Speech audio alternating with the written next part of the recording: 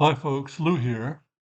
Occasionally I'll see a question online somewhere, for example, Quora or perhaps Board Game Designers Forum, that I think the answer is of sufficient interest to talk about it here in my videos. So I'm going to do one of these today, and the question is, how many solo playtests do you need to do when you're designing a board game? Although this can also apply to video games, before it's time to have other people playtest it. Well, the general answer, of course, is playtest it enough to find all the big problems that you don't want playtesters to run into because they're fairly obvious. You want to fix them before you inflict the game on the playtesters. Because if you inflict a game on playtesters that has big problems, you're wasting their time and you're less likely to get them to playtest your games in the future. Unfortunately, we as game designers suffer from so-called game designers who don't solo playtest at all and then inflict their game that's full of holes on other people, and those people then decide, well, these game designers are incompetent and I'm not going to bother to play their games anymore. Which is interesting because there are lots of games that are sold, published and sold, especially through someplace like Kickstarter, that are pretty incompetent. And I've seen graphic examples of that, but I won't go into it. So you need to play a certain number of times, and that depends on the game. And that may be 3 times, it may be 1 time, it may be a dozen times, whatever it takes to get the game to where you feel that if somebody plays it, they'll enjoy playing it, or they have the opportunity to enjoy playing it. And I have solo play tested a game, all of half of a game in one case, and in as many as a dozen games.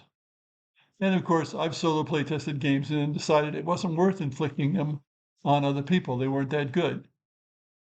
I have bunches of games that are stopped somewhere in development because I didn't feel they were good enough. Now, another thing that the person who asked this question talked about was they have trouble because they know what the other side is trying to do or what the multiple other sides are trying to do. Well, this is a matter of schooling yourself, disciplining yourself to figure out what one player is going to do and then forget about that when you move on to the next player. That's I'm not saying that's easy to do, but you can do it. Another way to approach that is to take turns relatively quickly so that you don't think a whole lot about what's going on. And then when you move on to the next player, you take the turn relatively quickly and so forth. That's better than nothing, although perhaps not ideal.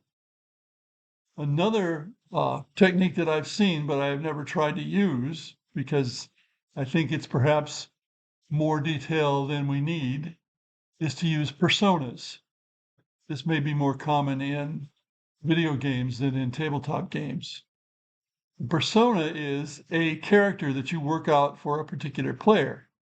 For example, some players may be aggressive, some may be very defensive, some may be in between. That's one characteristic that can differentiate one persona from another. There are lots of other ways that you can differentiate personas. Some are reluctant to lose things. Some are more interested in gaining and not worrying too much about losing. It makes a difference as to how the persona plays. And then when you play that particular side, you look at what the persona is supposed to do and act accordingly. Now, that can involve an awful lot of differences in how the game is played.